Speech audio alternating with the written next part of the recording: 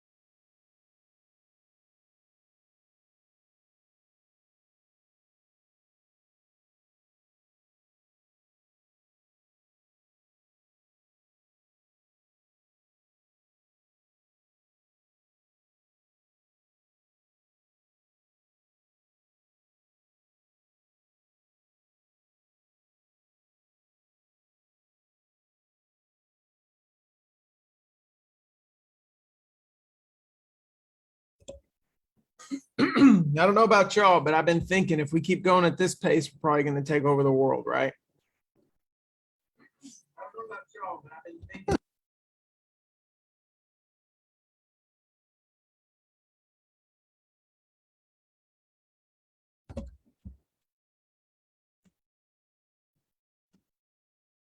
I think it's going to happen. I think we're going to take over the world with Jesus until he comes back anyway, and then we'll really see what he does. When it comes to taking over the world. But as for now, we've got a lot of things to do, right? A lot of things to build, a lot of things to co-create. The people, we got to reach those people. It's not about really all the systems and the stuff. It's about the people. How many of y'all are starting to get a heart stirred for the people? Yeah. Yeah, big heart stirred for the people. You're starting to see a little more clearly, or maybe even a lot more clearly, specifically what it is God's calling you to in this season. That's amazing. Well, today is session number 4. Session number 4. That means we are on today. When we get done, we'll be already over 80% of the way. So congrats. We made it through day 3. We made it through Wednesday. And I can't show up today saying that today is going to be any easier than yesterday. It's going to be a lot of content. It's going to be, but it's a challenge, right? That's what you showed up for, to be challenged. So we're going to make sure that you guys get challenged to step even more fully into the things that God's called you to, right?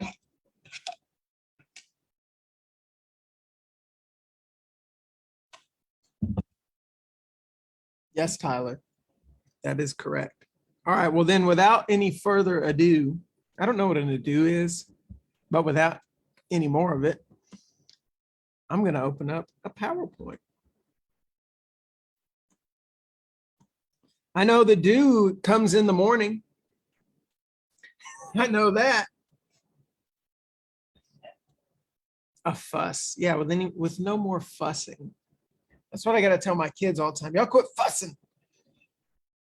You know, look, I got my TKC shirt on. How many of you want a TKC shirt? Y'all do? Good, because guess what? All of you who are doing your homework might win a prize. Tomorrow is going to be gift day. I don't know if you've noticed on the homework pages, but on every single homework page, on all of the videos so far, it says, hey, if you do your homework, you can win a gift. So I was talking about it in VIP yesterday, but we got some shirts, got some mugs. Look at that fancy coffee mug with that. By the way, y'all know what that means? Look, I'm already doing it. I'm already doing it. That's all right. I can do what I want. All right, you see this logo? Do y'all know what that logo represents? Anybody want to know what the logo represents? Well, it's a chess piece. And I don't know if you've ever played chess, but if you ever play chess against me, you're probably going to win because I'm terrible at it. I'm terrible at chess, but that's not the point. The point is strategy, right? But you know who this king is, this purple king? That's King Jesus.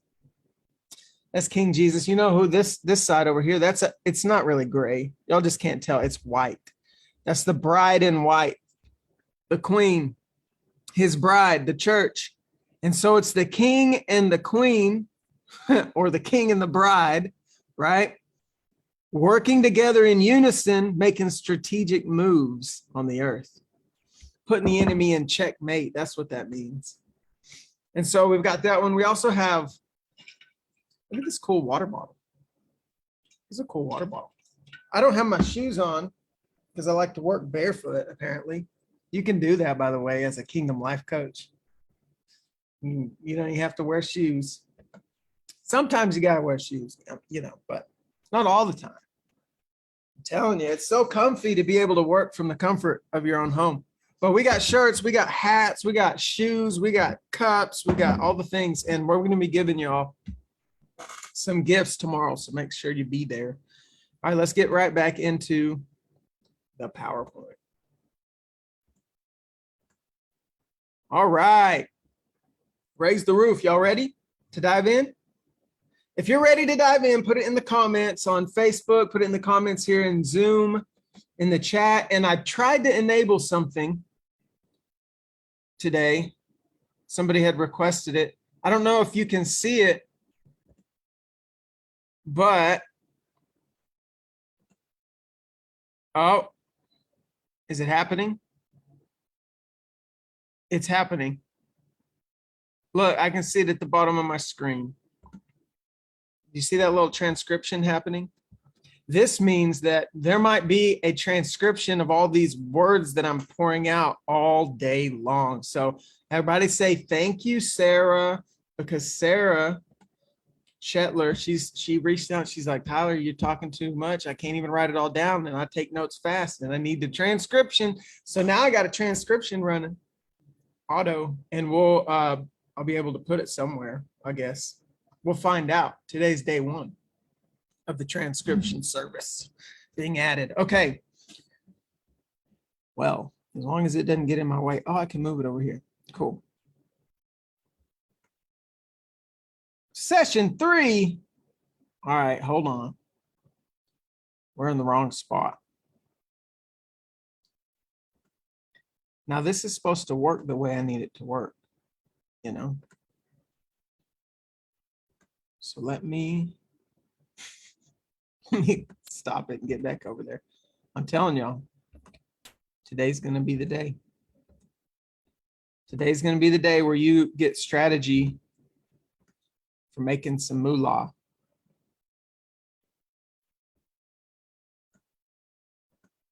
All right, session 4. So today we're talking about activate and initiate your business. Activate and initiate your business. Are you ready for step-by-step strategies for your Kingdom Life coaching business? Yes, Tyler, I'm ready. Great, I hope so, because that is our topic for the day. In this session, we're going to go over some free and paid strategies to get you your next set of dream clients so that you can begin equipping with confidence. I want you to think about it. Who are my dream clients? Who are my dream clients? Like if you could have the perfect client, who would it be? Maybe so far you've been thinking about, man, I want like all of these people. I want all the clients, right? And that's true, you do, but who are the best clients that you want? Kathy says the old me. Yeah, sometimes your best client is the one that's the old you, the one who needs what you have to offer once you learned how to offer it, right? So those dream clients, that's what we're going to go after today. And did you know that you can be picky? I mean, I didn't just market this to anybody and look who showed up. All of you people, because y'all are my dream clients. Think about it. Think about it. Y'all are the dream clients. I'm working with my dream clients right now. Awesome. So let's talk about free marketing right out the gate. Free marketing is smart, but it isn't the end game. Even if you grow your coaching business to $50,000 months. Yes, you heard me right, $50,000 months through organic marketing, you're leaving an abundance of opportunity on the table, right? Now, maybe in your life, when you think about stewarding funds, maybe for you, 5K a month sounds like, man, I would love that. Maybe for you, 10K a month sounds like, man, I would love that. Maybe for you, 20K a month sounds like, yay, that's what I need. And for some of you, maybe it is those $50,000 months. You know, it was crazy when I did over 50K 2 months in a row, you know, and we probably could have kept going, but I was like, you know what? We're tired. We're going to stop this. We're not going to keep going. A, money doesn't own us. B, we want to make sure that we shepherd the people that we bring in, right?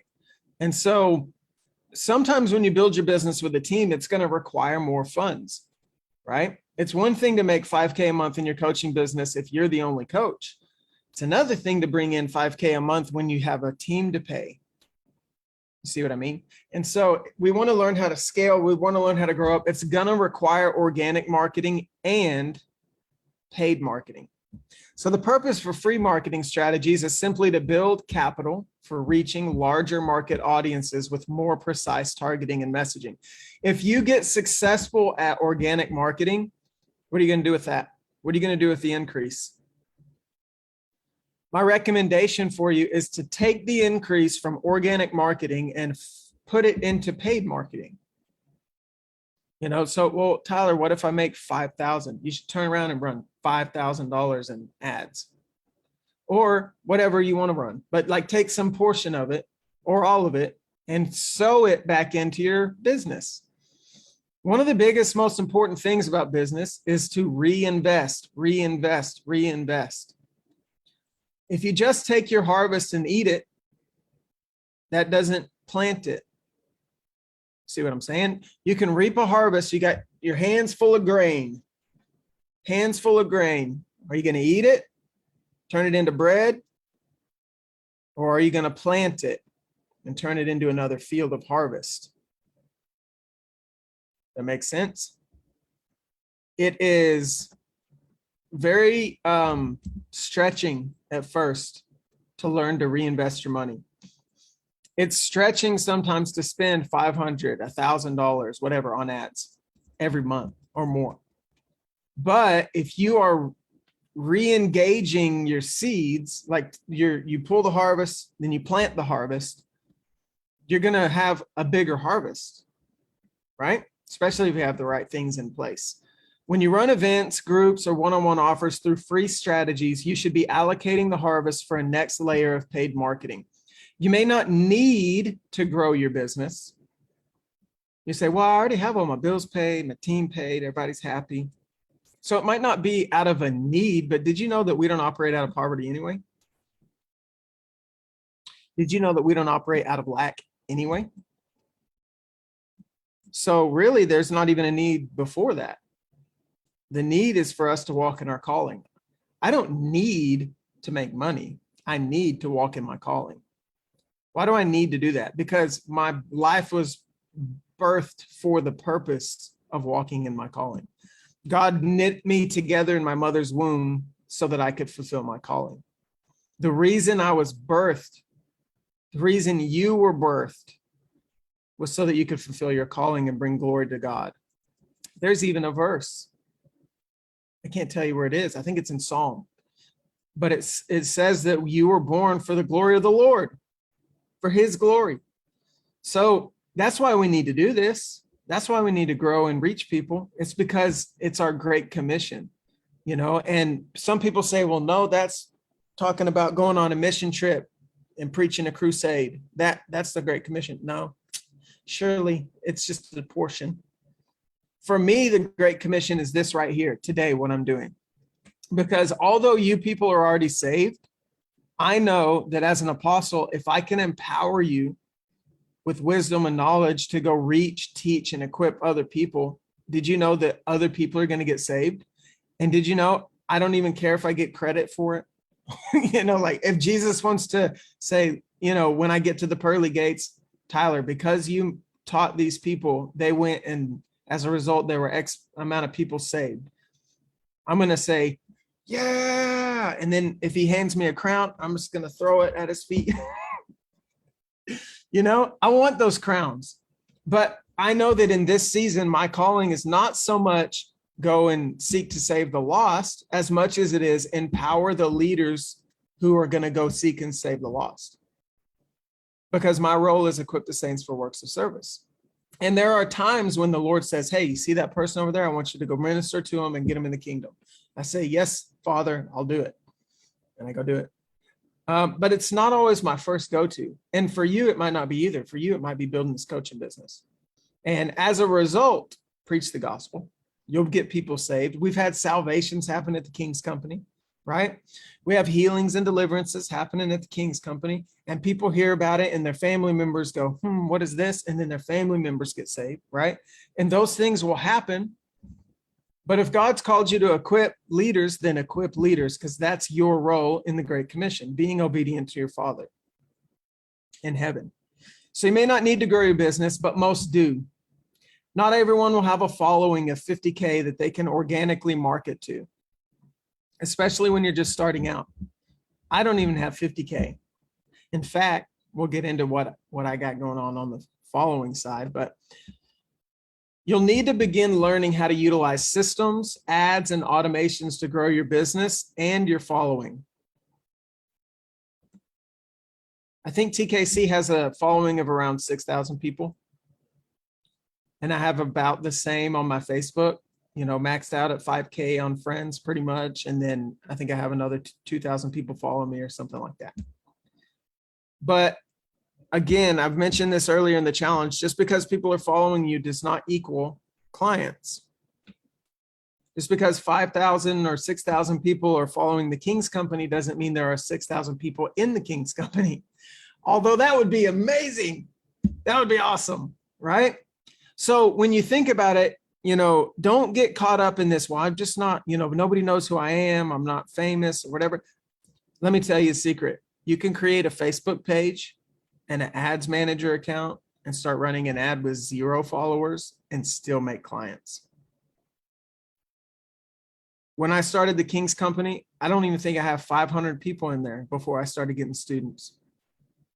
You know, the following is just a byproduct of what you do. In fact, for me, when I run paid ads, I'll go and check on the reactions and the comments and stuff like that, make sure there's nobody yelling at me. And when I go to the reaction side, you probably know this, because if you saw the ad and you put a little heart or something on it, you probably got a notification pretty quick that says you've been invited to like the King's Company. Maybe you had that notification pop up. That's because I went in there manually, looked at all the reactions and hit the invite button by every person. Invite them to like your page, invite them to like your page. Yes, I'll do that to every single person who reacted, except for the people who are laughing at the ad. You know, and every once in a while you get some of those, or you get a mad face. I'm not going to invite that person to my page. Next thing I know, they're going to leave a nasty review, right? So most of my followers probably came from people who saw the ad and didn't take action. And it really doesn't make sense to invite people who don't take action to your page, but it is okay to keep them near, right? So invite them to your page if they want to like it. They'll get to see things you do from time to time.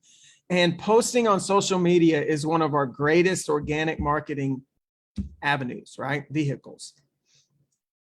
If you have a thought, let's say you wake up in the morning and you're like, God, I don't feel good. And he's like, well, why do you think you don't feel good?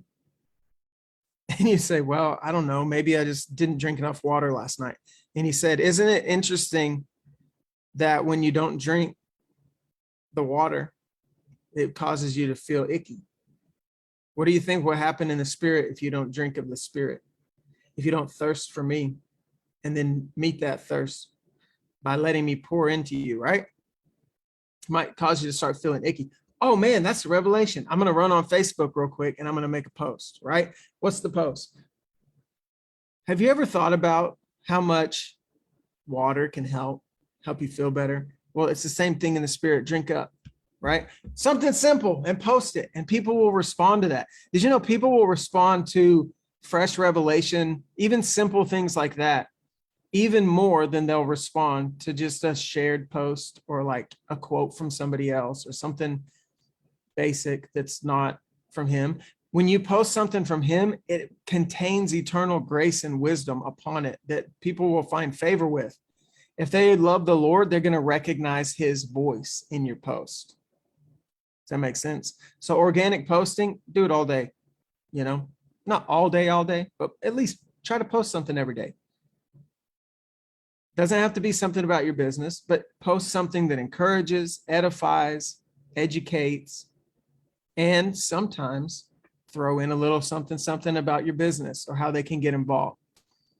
Organic is free. Yes, that's what it means, organic. So it's just a naturally occurring business that doesn't require ad spend, right? All right, so let's talk about paid marketing. Paid marketing alone can produce a harvest for your business, but it isn't a walk in the park. It does require a significant learning curve to create and implement paid marketing strategies yourself. Now, I'm going to help break that learning curve today. I'm going to give you some tools, but I want you to know that if you want to be an expert digital marketer, you need to learn about expert digital marketing. You need to put in the time running ads, see what works, see what doesn't. Compare your notes, compare your conversion rates, compare your CR, you know, what is it? CPCs, cost per click, or CPLs, cost per lead. If I spend $50 a day and I get $5 leads, what does that mean? That means that I'm going to get 10 leads a day and my CPL is $5 because for every $5 I spend, somebody clicks and becomes a lead. Make sense? So one of my favorite ads to run is a $50 a day ad. It's called a lead format, and I'm going to show you about it here in a little bit. But this $50 a day ad can fill my calendar all the way up to where I have calls all day long. And it's not always good to have calls all day long because it can wear you out. But if I can do it, why can't you? If I can build an ad and put $50 a day behind it and fill up my calendar, why can't you? And the same thing is like, well, Tyler, what if I only have $250 to spend? Well, then spend $50 a day for 5 days, Monday through Friday. Have a power week and spend the next 3 weeks of the month calling and connecting and texting and messaging all those people. Just pick up your phone. You've got their name, email, and phone number now. Just call them. See what's up. See what they got going on. See how easy that is? Very simple. And so it does require a learning curve, and you'll have to learn how to operate the front end of your business, which is your marketing. You know, how people see you, how people come to know you, and how you interact and communicate with them. In the same way that communication is key, getting in people's presence with when they are your client. We talked about that earlier in the week. The same thing happens on the front end. When you run an ad, when you reach out and saying, hey, I've got something to offer, are you interested in it? Think about it like first impressions, because paid marketing, it's first impressions. People are going to see it. They have no clue who you are, no clue who your business is, right now on that ad I was running last week, there's people who showed up to this who have no clue who I am. Now they do. Didn't know who I was, didn't know who the King's Company was. And the first impression that I made was, for those who joined, the first impression was good enough that they said, man, I can trust this, or at least I'll listen in, right? Test the spirit. But if you don't give people an opportunity to really test the spirit, then they might just skip right over it. If you say, 5-day challenge, join here, it's for 5 days, can't wait to see you. That's not a first impression. That's a scroll on by that thing. It's just here's another coach out here doing something. But what if you start your ad with something different? One of the best ads I've ever run, I was getting $1 leads on this ad for a long time. $1 to $2 leads. That means for every dollar I spent, I had name, email, phone number of a person. And you know what the first line of it said? It said, tired of doing the normal church thing? ? That was the first line of the ad. Tired of doing the normal church thing?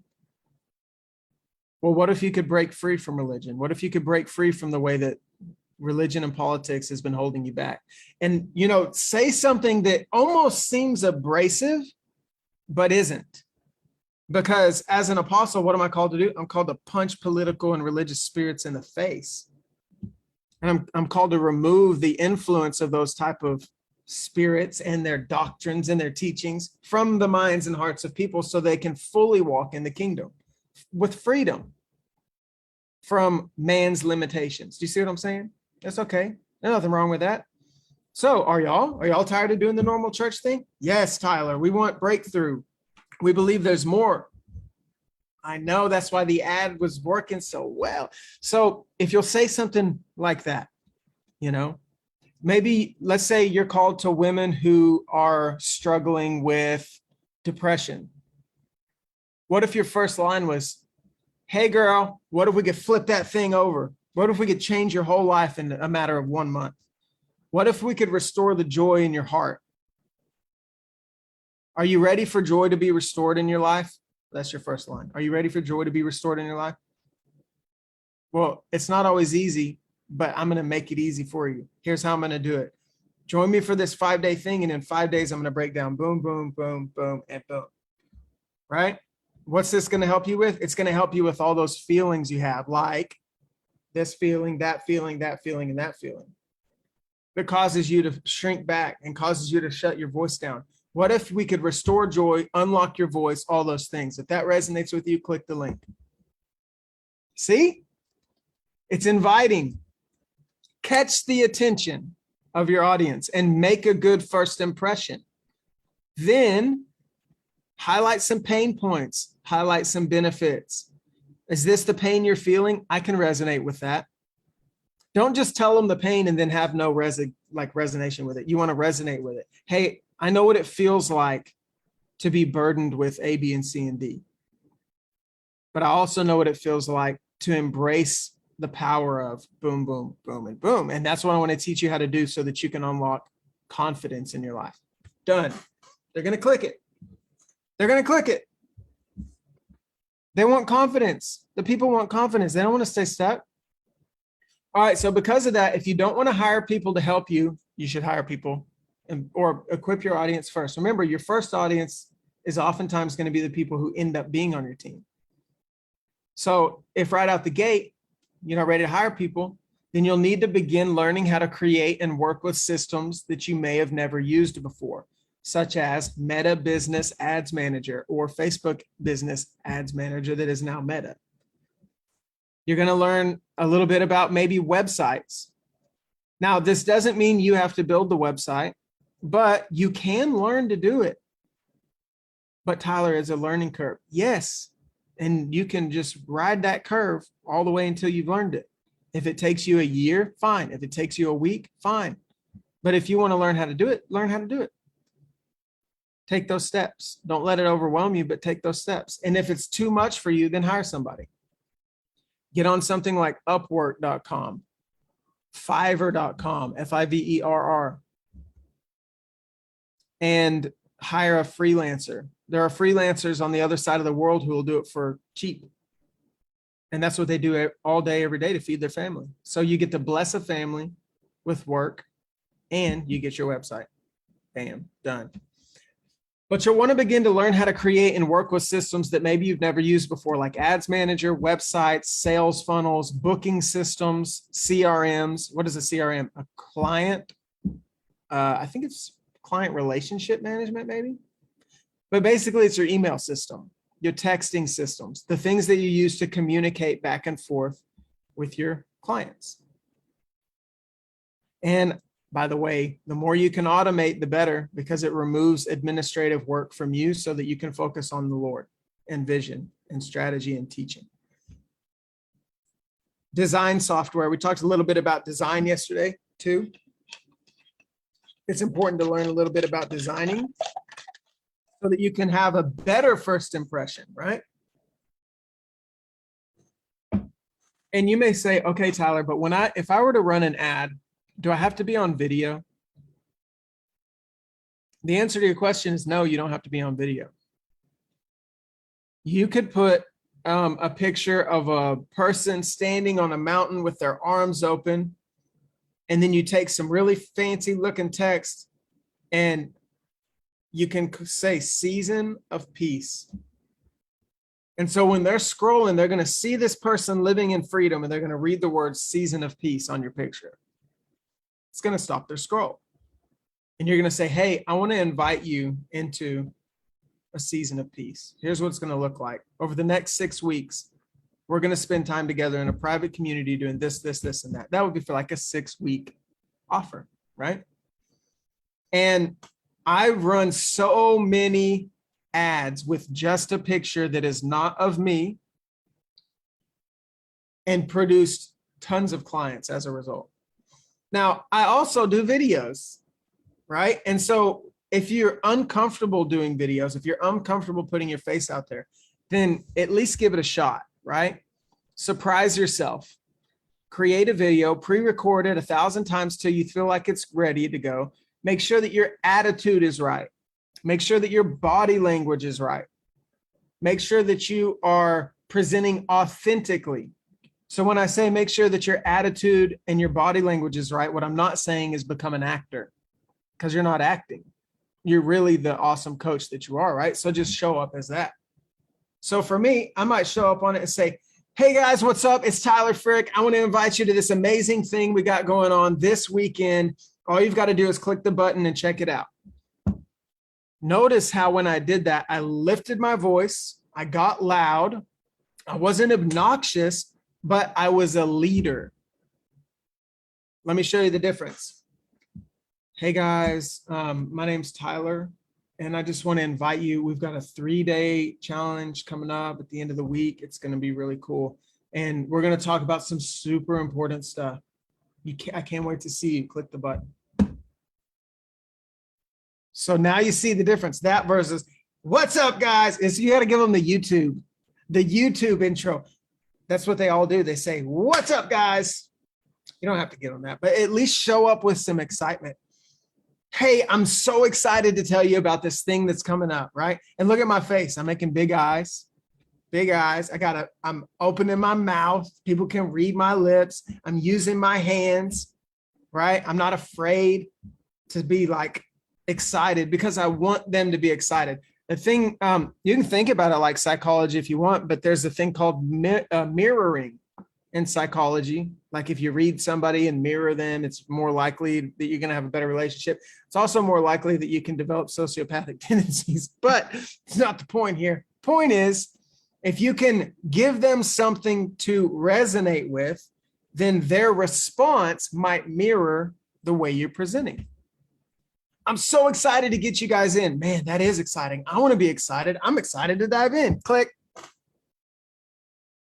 Help them stir up emotion by you stirring that emotion. Okay, so don't let that scare you though, because the good news is some have already gone before you to make a path through the obstacles. How many of you can say amen to that? I'm okay with somebody going before me to make a path.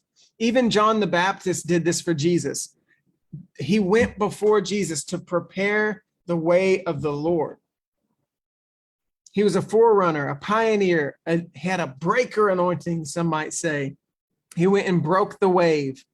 And then Jesus was able to come in behind the forerunner and present who he really was, right? And the people now were able to see it. Well, I don't know if y'all can tell, but I'm kind of a forerunner. The Lord's called me to be running a four and breaking waves and pioneering paths. And so sometimes God will put somebody in front of you who's already done what it is you haven't done yet. And you can learn from them how to get the results faster without the headache that they had to walk through. You know how many times I've done things that didn't work? Enough times. I did it enough times. Okay. I did it enough times to figure out what does work and what doesn't work in manifold variety. I've tried lead form ads, conversion ads, traffic ads, forms, funnels, all of it.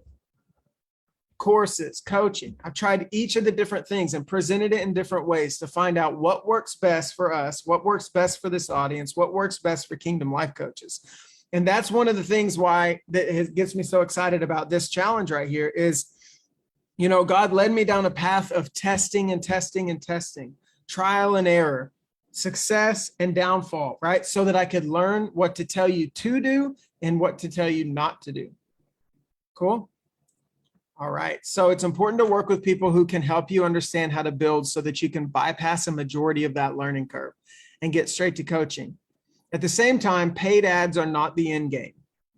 They are tools that will continue to change. And if they are your only method of increase, then you can get stuck when the systems aren't working correctly for you. Have y'all ever heard of somebody's ad account getting shut down? Well, the truth is they can shut your ad account down. And in order to keep that from happening, you've got to follow the rules, right? Like you can't be out here saying, hey, are you ready to get healed right now? Do you need healing in your body right now? You can't run an ad like that. But you can run an ad that says, hey, what if God could mend everything in your life, even your body? Well, they don't have an algorithm for mending. See what I mean?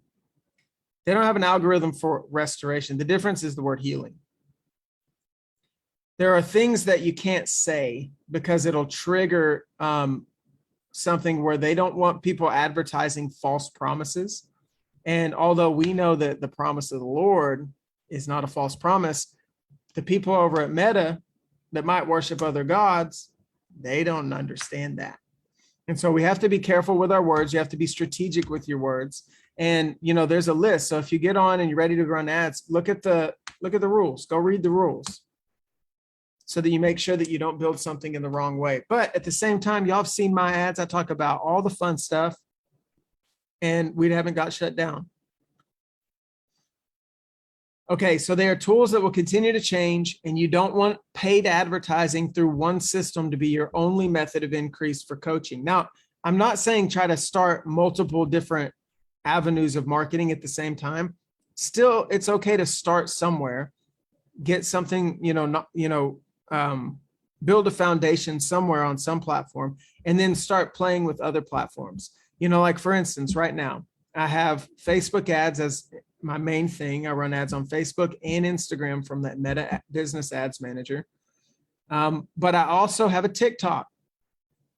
I don't do everything on the TikTok. I just do some stuff on the TikTok, you know, and I might put a TikTok on there with a link in my bio to join a certain challenge, but I don't know who I'm really reaching. You know, I can target a little bit, but it's a newer platform for me. And so I'm still kind of testing it out. Just kind of playing with it because I want to have diversity. I haven't gone into YouTube ads yet, but I probably will. I just need better videos. And I haven't, I've been a little stubborn on getting a video editor, but that's my downfall in that area, right? All I got to do is get a video editor and boom, YouTube ads, right? Or learn how to do it myself. So don't put all your eggs in one basket, but instead let yourself learn multiple ways to steward your business growth through paid marketing, free marketing, and a willingness to explore new places to create content and find clients.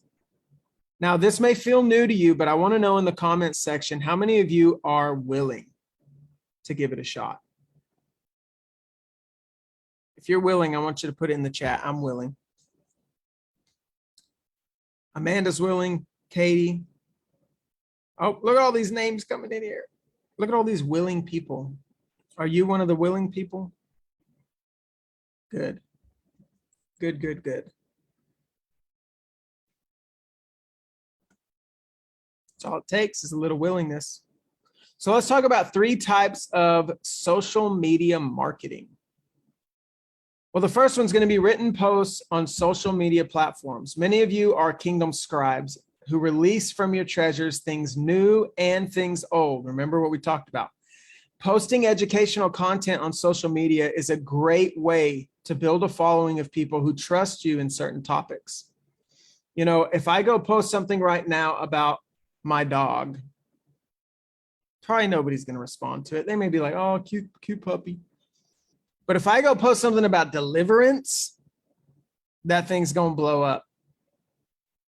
It's going to blow up because a lot of the people who follow me have come to know me through mind traffic, dethroning stress, something that has to do with deliverance and healing.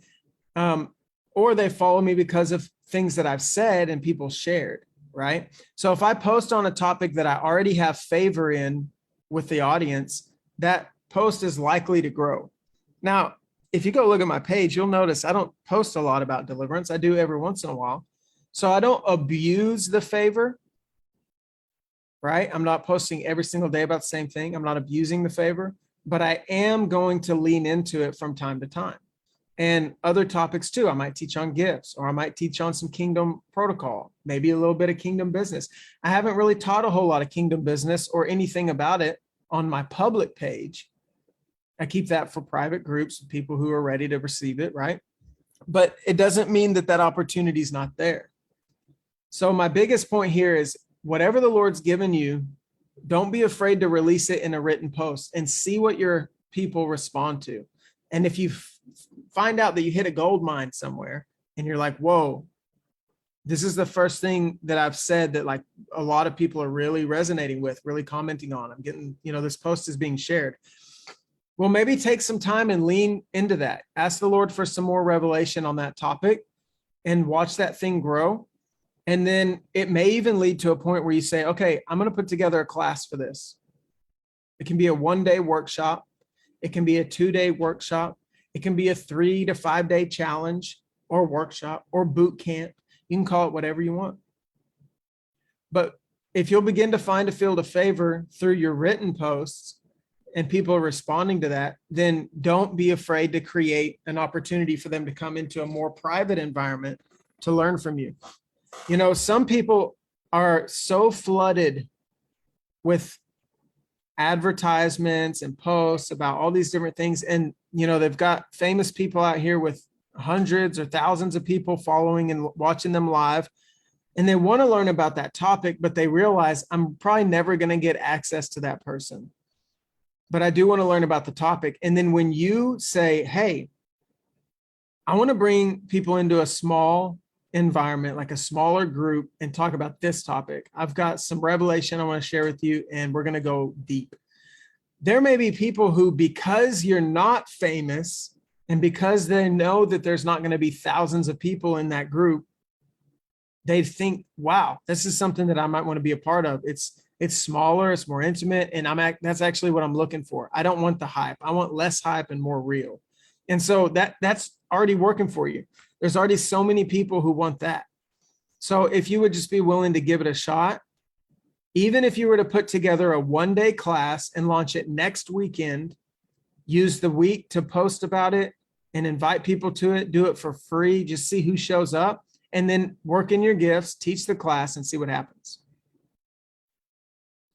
Get your feet wet in that, right? That's all organic, but that's something you can do. All right, second one here, live events on social media platforms. This is another organic marketing tactic, right? Invite guest speakers and like-minded friends to share the stage with you in public live events on Facebook or somewhere else. Clubhouse is an audio thing. You know, they got different options, but it's a great way to build a following. Live videos of yourself are cool too, but when you partner with other people, you cross-pollinate their audience with your audience, creating a synergistic result for all speakers. Does that make sense? So this is somebody, you don't want to just say, hey, so-and-so, like, will you teach with me? Like I get asked to teach a lot, and a lot of times my answer is no. And the reason that a lot of times my answer is no is because I have certain protocol. You know, one of my protocols is if people want me to teach, or if people want to teach with me, then we're going to have to meet, and we're going to have a big meeting first. And I'm going to get to know their heart. They're going to get to know my heart. I'm going to get to know their calling. They're going to get to know my calling. We're going to find out if we're really running in agreement, or if it's just we both love Jesus. Because I'm not only interested in if you love Jesus, I'm interested if you know me. You know, the Bible says, know those who labor among you. And so the best people to invite to share and join with you on your events are people that know you and people that you know. Now, that doesn't mean that from time to time you can't invite people, you know, who you don't quite know yet, but you'll see that the fruit of it can sometimes be uncomfortable. Sometimes you get done and you feel like you just got used. And how many of you know it's not real comfortable to feel like you just got used? So when you invite people to join you on live events, make sure you know them, make sure they know you, and require those meetings. Why not? You're not out here just to say anything to anyone. You can be strategic about it. All right, video content posted to social media platforms. Posting videos on your social media sites that have been pre-recorded and designed with engagement driving elements can really stir up a lot of growth. Video editing is difficult for some and it's easy for others, but don't be afraid to ask for help on your videos, including TikTok, Facebook, Instagram, YouTube, etc. And if you do a pre-recorded video, you can make it really engaging because you can put captions in there. You can put, you know, what's called lower thirds, like a little emblem of who you are and things like that. You can design, put your logo on it. And then you can, you know, even in the middle of you teaching, you can switch over to some B-roll scenes, you know, and really show an engaging, exciting video. And although it takes a lot of work, think of how powerful it will be once the work is done and you've posted it. Think of how many shares it might get and how that following might grow. And if people begin to resonate with one of those videos or 2 or 3 of those videos, and it becomes a driving force for your lead generation, then what's wrong with that? You know, sometimes to get that harvest, you do have to plant the seed after you plow the ground. You got to water it. You got to do some work, and that work can be difficult. You might sweat a little bit, but when you post it, when you get that harvest, it'll all be worth it. Amen to that. All right. So 3 things to think about here: reach, communicate, and collect payment. Reach, communicate, and collect payment. So on your reach, create content like the 3 types we just covered on the organic side, and add additional comments below the post with a link to something, right? But here's an idea for you. If you want to gain clients from your organic posts, don't put the link in the post itself. Put the link somewhere in the comments, or tell people if they want the link that they can put an emoji in the chat or a GIF in the chat. And then you can go respond to each person who puts that in the chat and send them a direct message that says, hey, thanks so much for commenting on my post. Here's the link that I was referring to, or here's the link to the thing, right? Now, when you make these posts, add an additional element by putting a comment below the post with a link to a free Google form. Have you ever heard of a Google form? You can add a few questions. You can put a little something, you know, at the top for them to read. And then they answer the questions. You collect their name, email, maybe even their phone number, because that would be awesome. Then you can text them, right? So you want to give them the details of your offer, NEP contact inputs, that's name, email, phone number, and then questions that drive copywriting. So what does that mean? That means that if you'll ask people specific questions, hey, what is the Lord speaking to you the most about in this season? You could ask that one question on a forum, and let's say you have 20 people fill out the form. Well, then you can download your responses to that form and you can look for common denominators. What if out of those 20 people, 12 of them said, God's really been talking to me about my heart and just making sure my heart is in alignment with him. So alignment and heart. If you find that 12 people are talking about alignment and heart, then that tells you that with the field of favor that you are recognizing, with the audience that's having favor with what you're putting out, 12 out of 20 of those on a survey, on a little data test, have interest in this season and are hearing from God about alignment in their heart. So then when you go build another post or another paid ad, you're going to talk about the things that are the common denominators within your audience. Does that make sense? So ask them a question and then look for common denominators in their responses. Take those responses and build your next post or ad using what is most common in that field of favor. And what that'll do is it'll help you with copywriting and messaging. You can say, man, I didn't know that so many people were going to listen to me in the area of heart alignment, but it makes sense because God's talked to me about that too. Maybe I can put together a class aligning the heart. 3-day class, boom, done. You go in and create your outline and then launch it. And it doesn't have to take you a long time. In fact, you don't even have to have the whole thing created before you teach it. Sometimes in the past, I would advertise a course that I had never created content for, and then I would create the content live with the Holy Spirit for the people. I would show up with notes, I would show up with ideas, and then I would let the Holy Spirit flow. And at the end of it, we had a lot of awesome content because the Holy Spirit was moving. And if you are like that, some of you are like, man, if I get asked to preach, I don't have to prepare a big, long written out sermon. I have some stuff in me. I'm going to get up there and the Holy Spirit's going to release. Well, if that's the case, then maybe the best way you teach is to not actually have the thing totally prepared before. Maybe instead of having a PowerPoint, you can actually teach it live and then go back and create PowerPoints, notes, workbooks, and things like that to go with what the Holy Spirit released out of you. Does that make sense? You don't have to do it like anyone else. You can do it just like you do it. All right, communicate. Respond to leads with next step instructions. You're going to want to have an email, a text message, or a Facebook message, or some kind of message, right? That you send to your leads with contact info that they gave you, because they gave you the info in the Google form, right? So you make a Google form for free. You post something that you're teaching about. Hey, if you want to know more about this, fill out the form in the comments section. Boom, put the link for the form in the comments section. They fill it out. That means you have client leads coming in. You don't have clients yet, but you have leads coming in. If you have an email or a text or a message that you can respond to those people with based on whoever fills out the form, you can respond to them. And also you can take the time to add in something in response to what they put in the form. So we go back to someone said, man, the Lord's just really been talking to me about heart alignment. Hey, I read your form and I noticed, that you mentioned God has been talking to you lately about heart alignment. And that's so cool because he's actually been talking to me about the same thing over the past few months.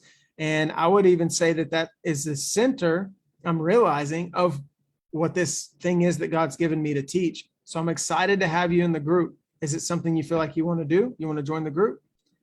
Or whatever the conversation needs to be to get them into the thing, right? If you do that, they're going to see the instructions on how to join the group, how to join the program, the strategy call, or the offer, whatever it is you're offering. And then collecting payment. Create a way for clients to pay you for your services. Now, you can use Cash App and PayPal and Venmo and all that stuff, but at some point, you're going to have to upgrade to something better. And an option for you is stripe.com. STRIPE, stripe.com. Now, if you go to Stripe and you set up an account, if you don't have an LLC, then you can set it up with your social security number and it'll be taxed as a sole proprietor, which means that if you make when you make more than $600 in a year, anything beyond that $600 is taxed because this is a business. It's not a ministry. In fact, if you want to build a coaching business, you can't do it with a 501c3. The reason for that is because a 501c3 is a nonprofit and you would have to do everything donation-based only. If you want to do donation-based only, that's fine, go for it. But I can't help you with that because I don't do 501c3s. But on LLC, in my opinion, that's the best place to start. You can set up your LLC for pretty cheap, couple $100, get it set up, get a tax EIN number, start writing off your phone bill because you're going to use your phone to coach, right? So now it's a work bill. It's a business expense. And so is a third of your utilities if you can have an office at your house. You can write off every mile that you drive and all the gas that it took for you to get there, right? And you can find information for setting up an LLC anywhere. You can just Google it, but there's places like LegalZoom and places like that that can do it for you, or you can talk to a local lawyer. They can help you out, get you the paperwork and get it done.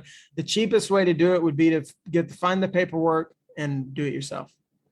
I think you can probably knock it out for like $150 to $250. Kurt says it's easy. But once that LLC is set up, then when you get taxed, everything that you run through that tax EIN number, you can write off all your expenses, write off your payroll, write off your marketing dollars. That means every dollar that you spend on a Facebook ad is deductible. In 2020, I deducted like $25,000 in ads. In 2021, I deducted $60,000 something in ads. And guess what? That feels good on tax day. Because instead of paying taxes on your full revenue, which you will have to do as a sole proprietor, even if your tax rate's 35%, that's 35% of everything you made. But if you have an LLC, it will, let's say you make $100,000 and you spend $50,000 on your marketing, payroll, expenses, phone bill, all that stuff. Well, then what does that leave you with at the end? It would leave you with $50,000 net profit, and you only pay taxes on your net profit. So if you can make $100,000 and allocate 90,000 of it to payroll, expenses, coaching programs, education, things like that, you can write off everything you paid for this challenge because that's helping you build your business, right? It's consulting.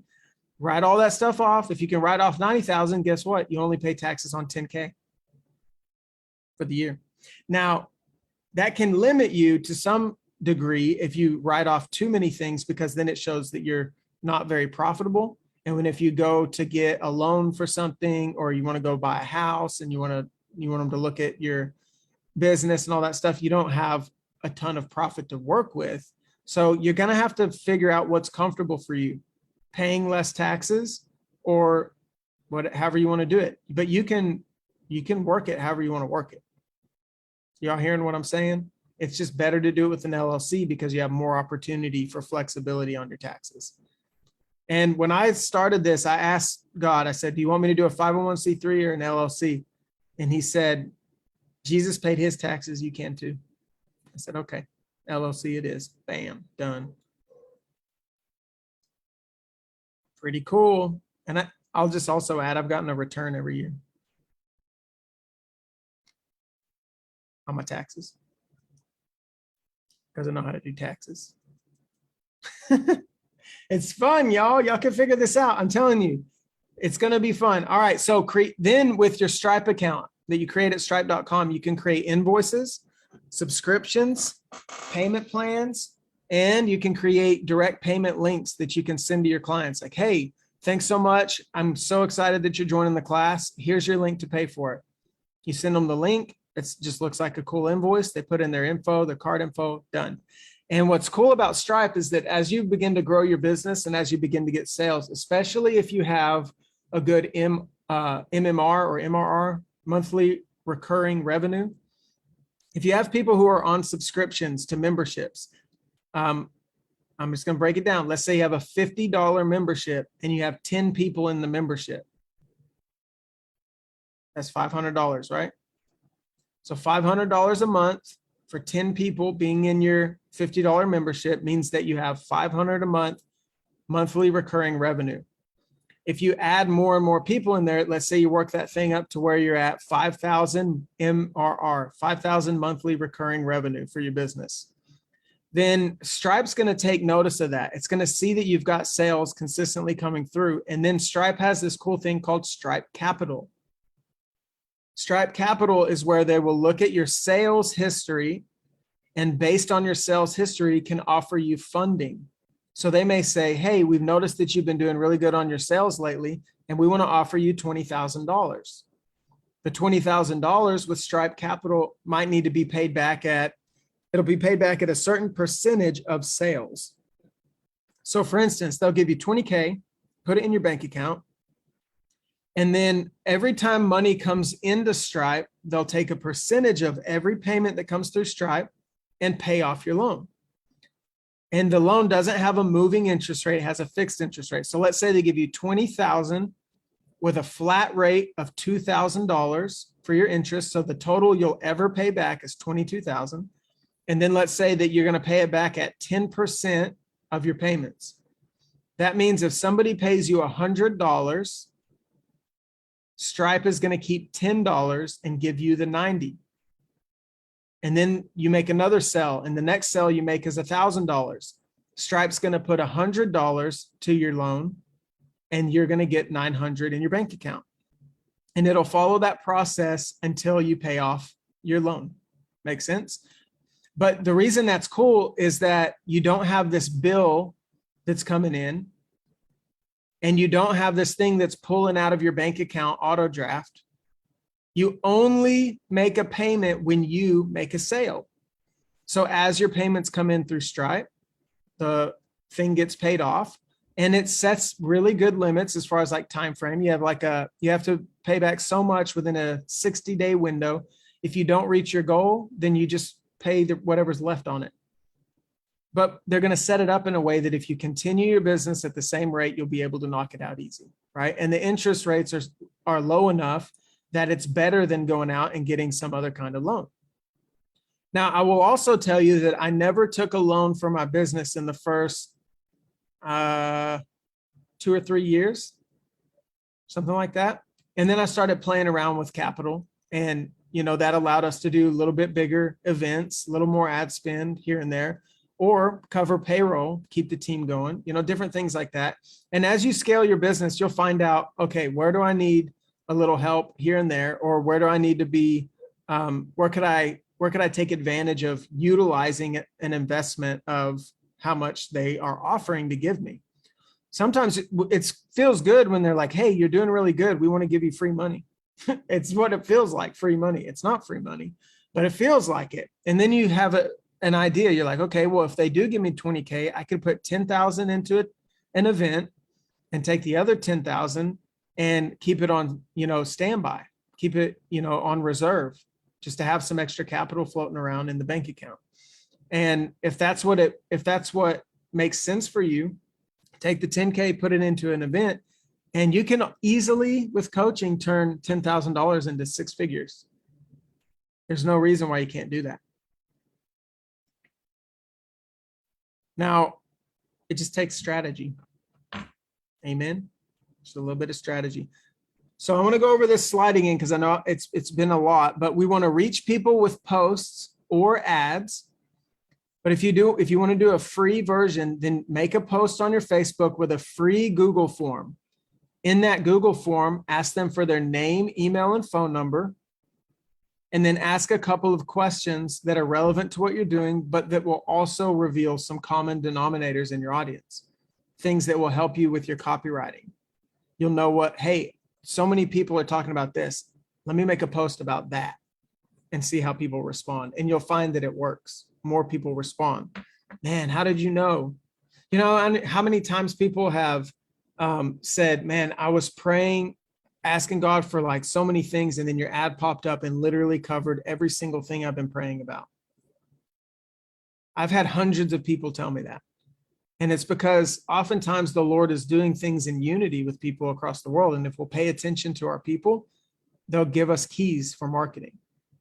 So that's your first one on reach. Communicate means send them an email, text, or message. If you want to just do that manually, copy and paste their email over into your Gmail and send them an email. When you get ready to build your system, there's options, tons of options. You can use MailChimp. That's a good starting point. MailChimp is good for an email marketing system. For text messages, I like to use something called Simple Texting. Simple Texting is the text platform I use. And you can set up accounts there to where when people fill out the Google form, it automatically puts their name and email and phone number into your system and automatically triggers the message that you want to send them. When you get to that point, you don't have to do any of the admin work. All you got to do is make your post and put the Google form, and then they're already getting responded to. If in your email and text, it already leads them to go and pay for the group, then you might be able to just post your post. And then all of a sudden, ding, ding, ding, your phone goes off and you have payments coming in through Stripe. And that's this last piece, making sure you have an account set up where you can invoice people. And a big reason why you want to do this instead of Cash App, Venmo, things like that, is because when it comes to reporting and accounting, if you can have all of your business finances in one place, you can just pull your report straight from Stripe, and not have to go through and pull out, oh, there's where grandma sent me $100. Uh-oh, I got to pull this one out. That wasn't business. This wasn't business. You want to have something that is just focused on your business so that it makes paying taxes super easy. When it's tax time for me, I use a Schedule C profit and loss statement. I add up my expenses on one side and I get my revenue from Stripe, download that report, do the math, input my numbers, and I'm done. It's not hard. It's simple. And if you are someone who wants to do that every month, do it every month. Run your taxes, on the first of the month, every month for the previous month, and you'll know where you're at consistently throughout the year. All right, three types of paid advertising. A great starting place is Facebook or Meta. Platforms that have been built to connect billions of people are continually working to add more tools that make that easier, knowing that leaders like you are continuing to build communities with those structures or within those structures. So Meta is my favorite one right now, Facebook and Instagram. That's where I market through paid advertising to build TKC. In 2021, I spent around 55 on Facebook and Instagram ads to grow the King's Company. I pray that I can increase that. That's weird, right? I want to spend $100,000 on a challenge. That's one of my goals. I want to spend $100,000 in marketing for a 5-day challenge, because I know that's how I reach and equip people. And I know that that's one of the things I love to do. YouTube ads. YouTube is owned by Google, which means that YouTube can provide tons of data for targeting and reaching audiences based on interests, demographics, et cetera. Because whether you turn your little thing off in your phone to hide from the government or whatever, they already got you. Google's had you, all your info, and same with Facebook. They already know who you are and where you sleep and all that stuff. And because of that, they don't use that to try and hunt you down. It's also used to target for their platforms so that their advertisers can find people who are interested in the same things that the advertiser is interested in. So if I say, hey, I want to target people who follow these key leaders and are also interested in coaching and are also interested in these things, I can put in those inputs in the ads manager. And because of Big Brother and all those terms and conditions we all agree to, that's how it goes and finds the right people. And so you're going to end up utilizing those systems when you utilize paid advertising, and then you'll be thankful for it. Like, I'm thankful that I can put some targeting in on my ads and reach people that I want to teach, instead of reaching a bunch of people who would fight me on doctrine. Make sense? It just makes things easier. It's a tool. Some would think it's a tool in the hand of the enemy, but I guarantee you at the King's Company, it's a tool in the hand of God. TikTok ads, quickly advertise on TikTok by promoting your content to your intended market. So I'm going to turn my camera on and I'll show you. Maybe, let's see. So I have a TikTok, and you know, until you get 1,000 followers, I just wanted to share something with you. TikTok, then you can't go live or you can't do certain things. You can't put a link in your bio until you get 1,000 followers on TikTok. So one of the things that I've done is promoted my stuff. So in 13 days, I reached my 1,000 people, right? Got 1,000 followers in like 13 days on TikTok. And now I have like this video here. Hey, check out the topics right here on this picture. If this stuff interests you, pick up my free mind traffic book by clicking the link. Let's do this. I don't know if y'all could hear that, but it basically said, hey, check out the info underneath here. If you like what you're seeing, click the link in my bio and get my free book, right? Cool. So when I posted this video, I was like, people might not even see it unless I put $20 behind it. So what I did was put $20 behind it. And all you have to do is hit the 3 dots on your TikTok. And then at the bottom here, you've got these options. And one of them is a little fire emoji and it says promote. If you click that, you can put $20, $40, $100, whatever you want to do, $5 a day behind your TikTok, and it'll put it in front of more people. As people see your stuff, you can put it real big on your video. Hey, follow me, follow me, follow me. If you'll do that for a couple of days, you'll hit your $1,000 followers, or your $1,000. You'll hit your 1,000 followers, and then you can put a link in your bio, and that link can be anything. Right now, mine is a link tree where people can find out about me. They can find my Facebook. They can find my wellness store online. They can find information about TKC training, and they can book a call with me through the link tree.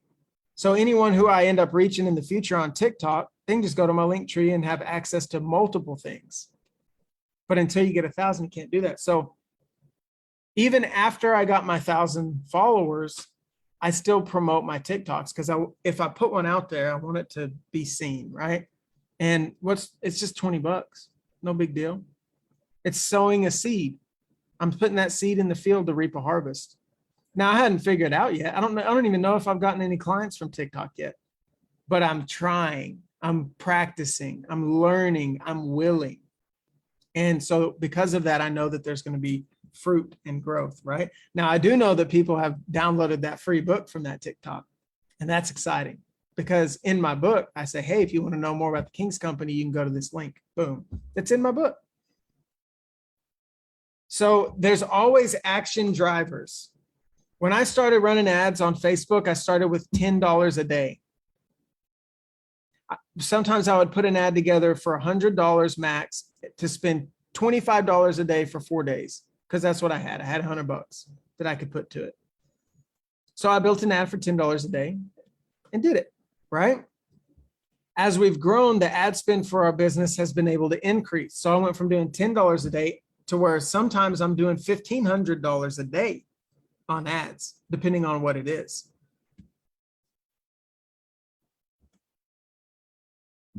All right, check this out.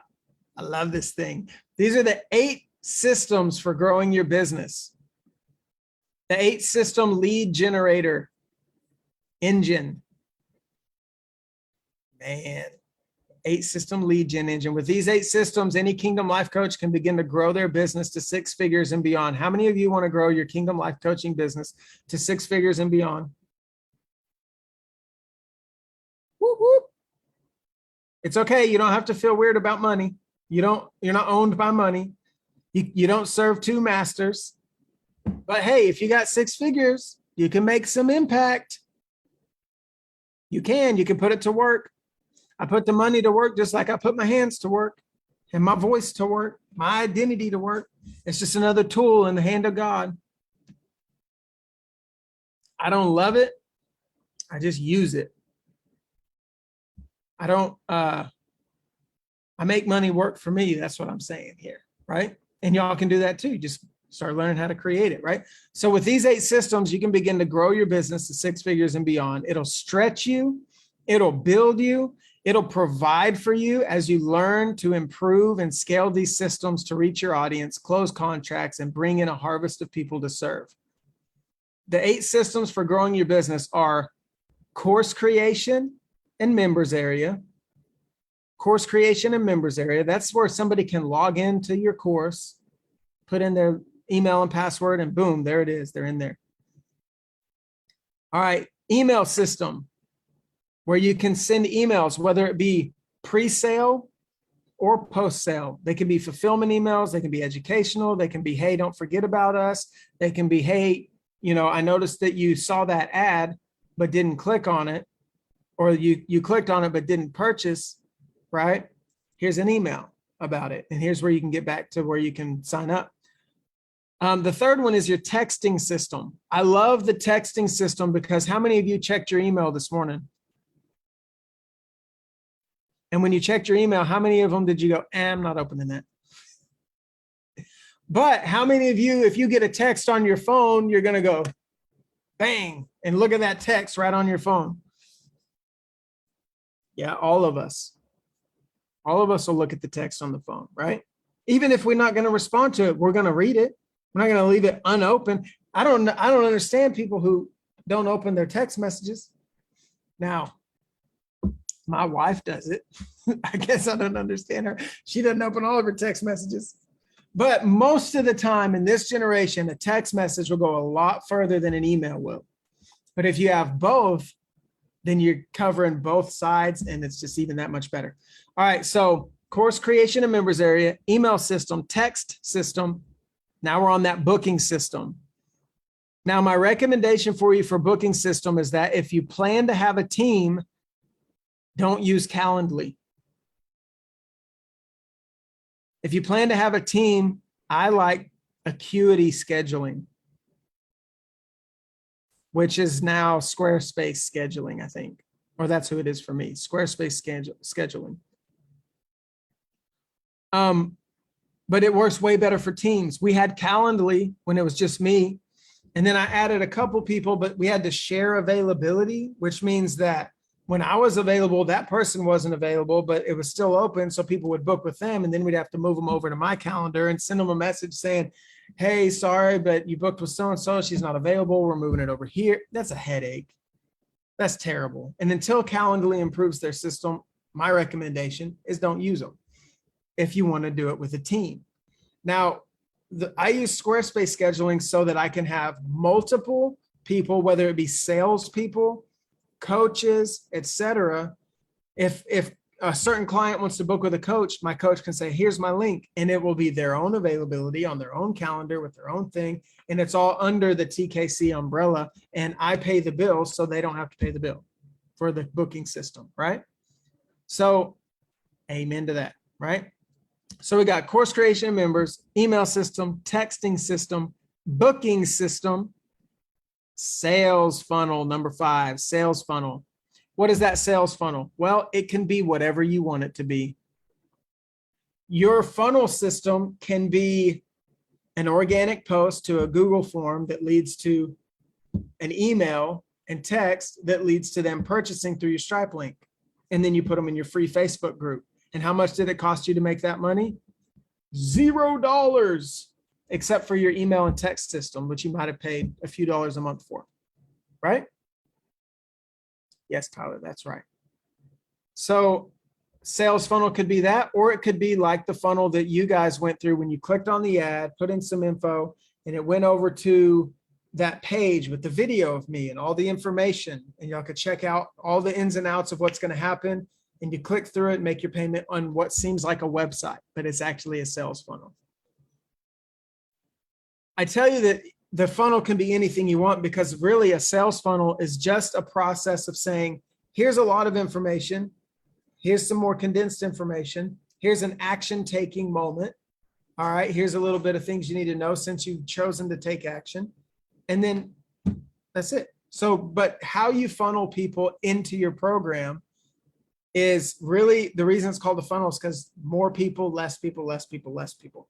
You market it to 10,000 people, 5,000 people respond. So you show them something, 1,000 of those people respond to that. So you show them a little bit more, and then boom, at the bottom of the funnel is when the decision is made, right?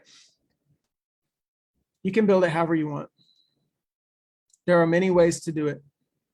I think the most effective way for me is a lead form ad through Meta that sends people to either a booking link or to a funnel, like a click funnel, that then sends them to a booking link, right? And that's what works for me. So I think we'll talk about it here in a little bit. So that was what we see: course creation and members area, email system, text system, booking system, sales funnel, Facebook group. Nobody is beating Facebook group right now. Nobody's beating it.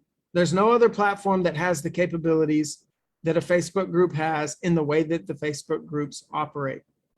And I am a big fan of Facebook groups. You can get a lot done in a Facebook group and it's free. You don't even have to pay for it. So what an amazing asset. And another cool part about this is in Facebook or Meta's mission statement. Do you know what their mission statement is? Bringing people together. That's their goal. They want to bring people all over the world together for connecting. They want to connect people together. So while they're going into VR, while they're going into the VR world too with the metaverse, the thing that Facebook is putting billions of dollars into is their groups, their group capabilities. And as things continue, it's going to stay with groups, because what they found with social media is that people like to hang out with their own people. Like it's a tribe out here. There's tribals. Because everybody wants to be in their tribe, you know? And when you can get connected with people that are like-minded, it is a healthy, good thing. They've also found out that a bunch of the gurus love Facebook groups and will run marketing to put people in a Facebook group to teach and coach them. And so they have that working for them. They know that I'm going to keep giving them money and then putting people in a group. They know that. They expect that. That was their goal from the beginning, right? All right, so Facebook group, that is number 6. And then we have lead form ads. Lead form ads. This is my favorite ad to run because it's so simple, does not require a funnel, website, or anything else. You can get people's name, email, and phone number, and they're interested in your offer, and you don't have to build any other system other than run your ad on Facebook. Now, when they submit that form, you're going to send them somewhere, right? Well, one of the things you can do with a lead form ad is you can send them directly to a Facebook group. So if you want to operate some of your sales process in your Facebook group, or if it's just a free group, then you can run an ad saying, hey, here's all the details about what I'm offering. Click the link. So they click the button on the ad. When they click the button, it's going to open up a form where you can put a little bit more info, and it will auto-fill their information. Let's put that in the chat. Auto-fill. Because I don't know if y'all understand the power of auto-fill. But if you've had Facebook very long and you've filled anything out on Facebook, Facebook probably asked you about 1,000 times, do you want to save your autofill information? And then you got so sick of it that you finally said yes. Just save it. I'm tired of answering this question. Well, they did that to everyone else too. And so when you run a lead form ad on Facebook, as soon as they click it and open it, their info's already in there, and all they have to do is click one more button at the bottom to get to the next page, and you've captured their name, email, and phone number, and whatever else you asked for. You can ask questions in the form too. And then Facebook also has a booking system. I don't know if you knew that. They have a call booking system that can link to your calendar. So you can literally run a Facebook lead form ad that gets questions and contact info, and then the submit page sends them to Facebook booking that's connected to your calendar, where they finish everything within Facebook and it's done.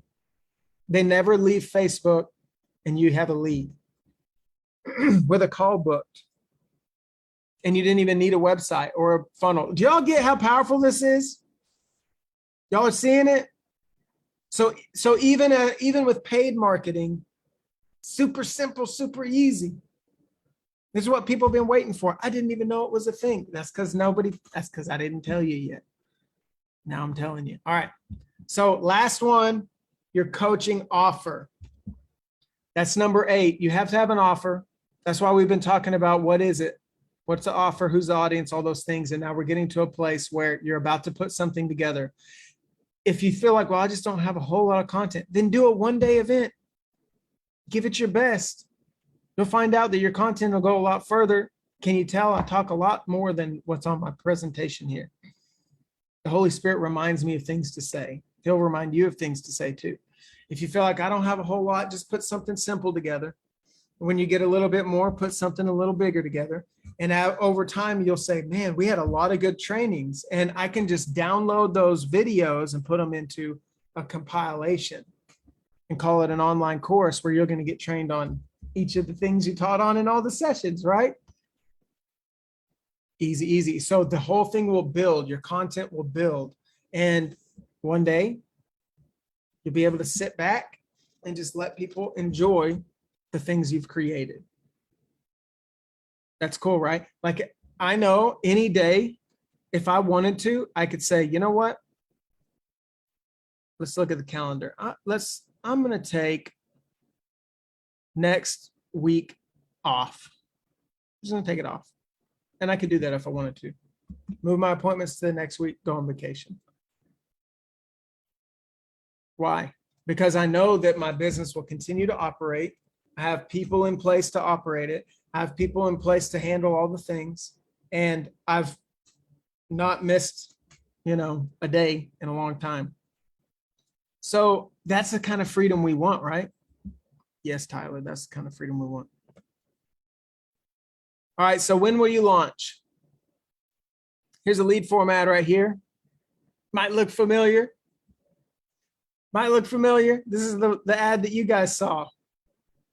This 5-day challenge will teach you step by step how to successfully build and launch a coaching business that, I don't know what else it says. I'm already in. I'm already down, right? Put the Bible right there at the forefront, right in front of everybody so they know what's really going on. That's what I call subliminal messaging. Just put the word of God in front of them, and then this is the funnel here. This is the beginning of the funnel. The question is, do you think you're ready? Where's the Google form? You just got to go to Google and type in Google form. And you can create a Google form from your Gmail account. Well, Tyler, I don't have a Gmail account. That's all right. You probably need a new one for your business anyway. Create one. It's free. Boom. Identify your strategy.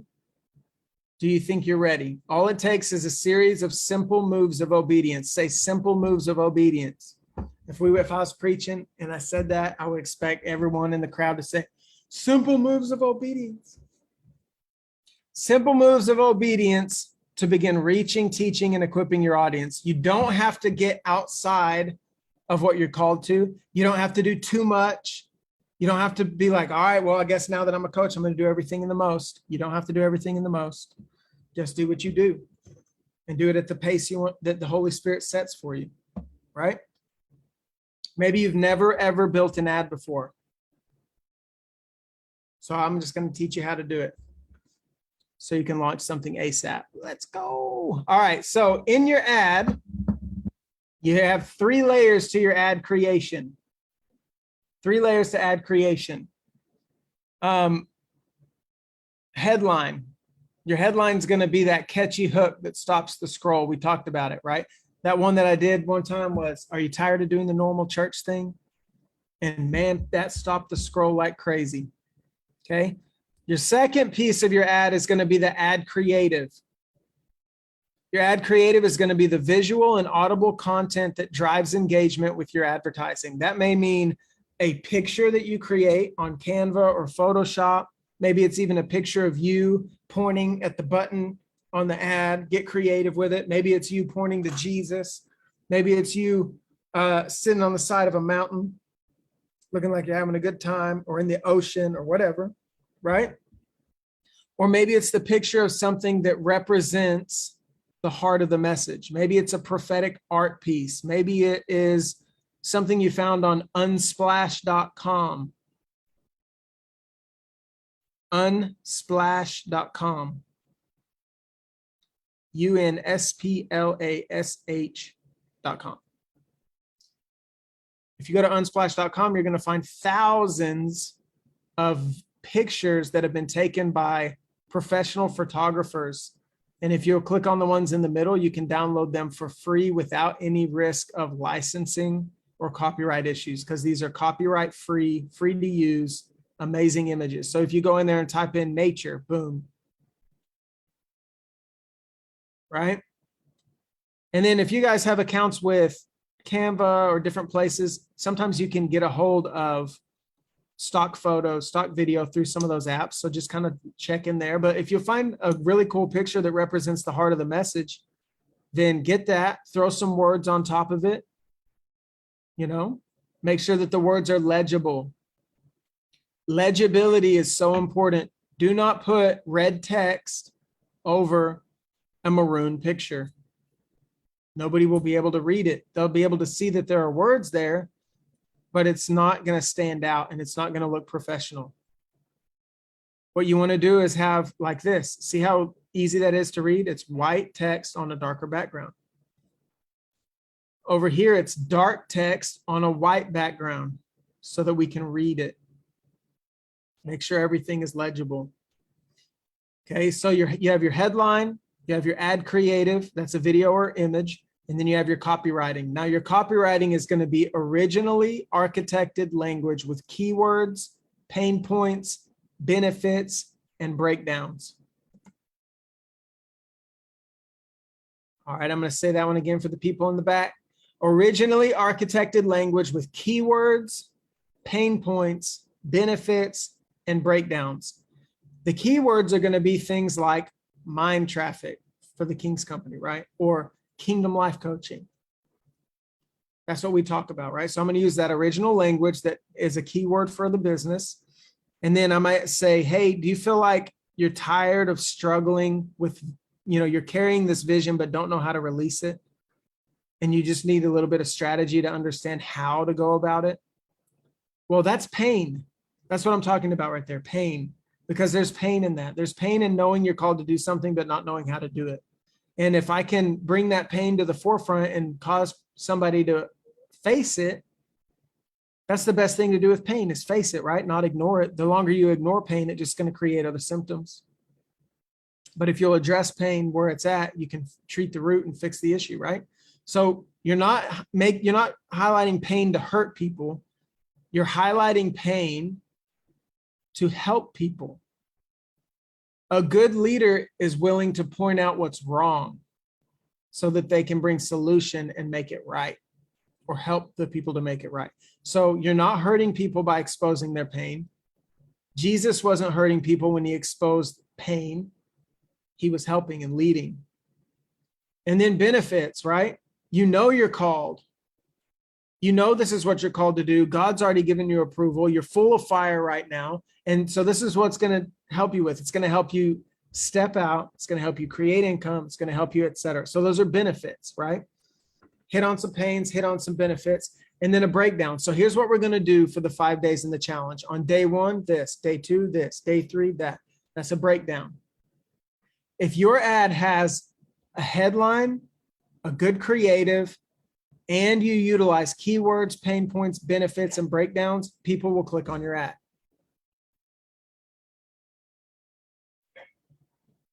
And if you go back to session 3, I think, there was a slide where I talked about capturing the hard point. And it was kind of a teaching model, right? Introduce the topic, then mention the 3 soft points, teach on the 3 soft points, resonate testimony, resonate yourself with the message you're bringing, and then capture the hard point. That's that major revelation. If you do that, people are going to follow the ad, and do it with these elements. People are going to click on the ad. You can do all these same things in a post on Facebook too. Catchy headline will just be your first line.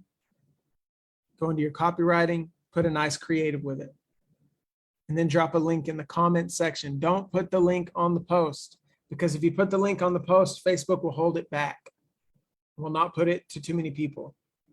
But if you'll put it in the comments section, more people will see it. All right, audience targeting is a huge part of advertising, paid advertising. If you don't target your ads to the right group of people, you'll be stuck wondering why they don't convert and why the comment section is blowing up with naysayers. Like if y'all think do y'all think it would work out if I ran King's Company ads to people who don't believe in the gifts? Probably not gonna work out. Even if they're believers. Yes, I believe in Jesus. I just don't believe that he does anything cool anymore. Well, guess what? We're not gonna be in agreement. Just not gonna be in agreement. And this challenge, this 5-day challenge, is for people who want to go deep. It's for people who are ready to move in those gifts. They're not asking the question, is God still real? You know, they're not wondering why all the gifts disappeared in Corinth when Paul died. Wouldn't that be crazy? All the gifts in the whole world just all of a sudden, bloop, gone when the last apostle died. That would be terrible. Thank God that never happened.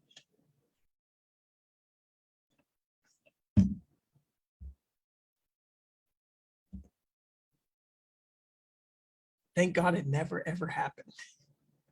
It's way more fun to move in gifts, right? All right. So number one, big point on your audience is age range. Age range is specific both to your audience and also to the platforms you advertise on. If I were to run an ad on Snapchat, which I don't know anything about because I don't even have one, I'm probably going to be able to reach teenagers because there's a lot of teenagers on Snapchat, right? So if I had an offer for teenagers, instead of running it on Facebook where there are no teenagers, I'm going to run it probably on Snapchat or TikTok where there are teenagers. How many 15-year-olds do you know who have a Facebook account? I don't know any 15-year-olds with a Facebook account. But you know who I do know with a Facebook account? You people. It's y'all. So for mine, if I run ads, I typically target people between age 30 and 55, depending on what it is, right? And sometimes I'll do more like older ages and sometimes less.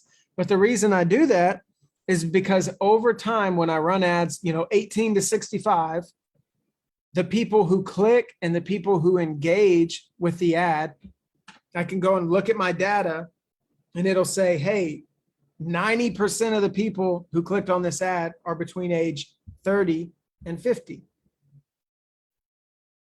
Okay, so why would I spend money trying to sell or put this in front of 18 to 30? I'm not going to, because I know that this ad performs best at the age range of 30 to 50. So if I test an ad, which I haven't looked at the data on this last one I ran, but if I test an ad and it says, hey, this ad is speaking to men the most, 70% men, 30% women, and the men who are clicking on it are in their 40s. Well, then I might go into my ads manager, duplicate that ad, but only run it to men in their 40s, and then see what my cost per lead is. Because when I ran it to everybody, my cost per lead may have been $10. But if I only target it to men in their 40s, because that seems to be who is clicking on it, I might get $5, $4, $3 leads because this message resonates with that audience. And sometimes you can be like, well, that's not really who I was trying to reach. But between the headline, the creative, what God's been talking to him about, the keywords, all the things, you might draw in an audience, or you might find that you're having favor with an audience you didn't expect. And it would be ignorant of you to not recognize what's actually happening with your ad and then fuel whatever's working. If it's not broken, don't fix it, just fuel it. Narrow down for that ad and then go build a different ad that's a little bit more girly and see if you can get some more women, right? Put some purple or some pink on it. Make sense? Depending on how you build that creative, your audience will respond differently. Age range and interests and what do you call that? I'm having the biggest whole. Gender. I don't know why I couldn't remember the word gender.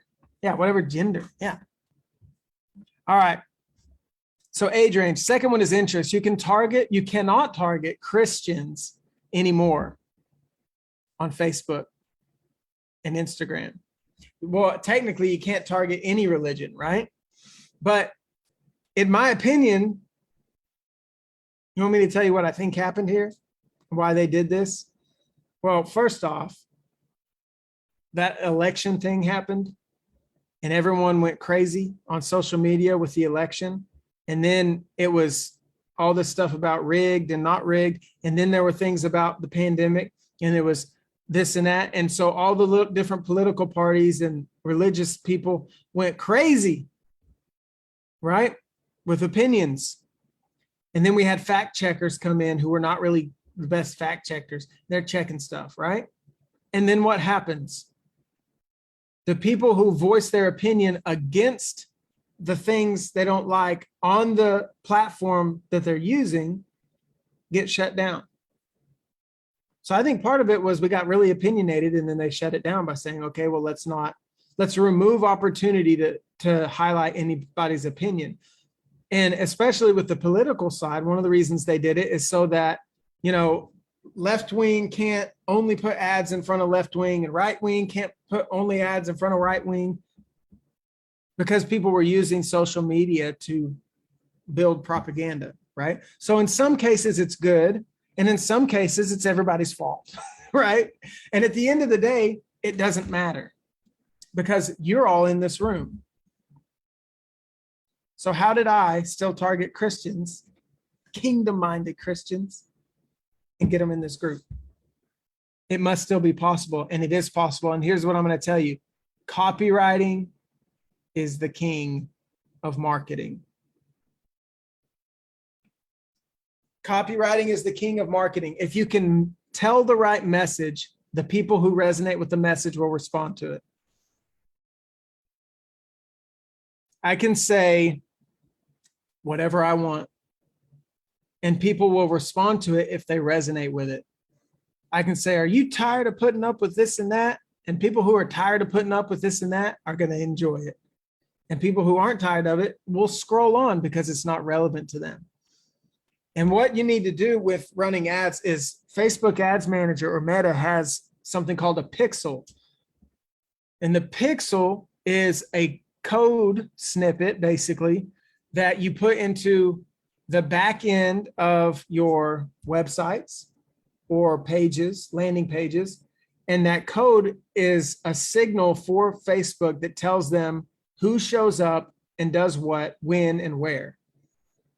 So I had two ads running for this challenge. I had the one main ad with the video, and then I had one called a retargeting ad. The retargeting ad is, I wanted it to run to people who in the last 7 days had shown up on my site, but not purchased.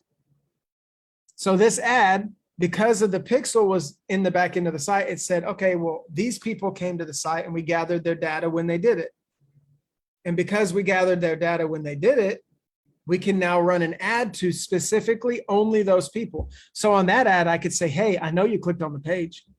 And you've probably seen people do this and it failed. Like they didn't know what they were doing. And you got an ad that was like, hey, I know you looked at my page, but why didn't you buy? And you were like, I've never seen this dude in my life, right? But if you can figure out how to do it right, then you can reposition your offer back in front of the people who've already taken a look at it.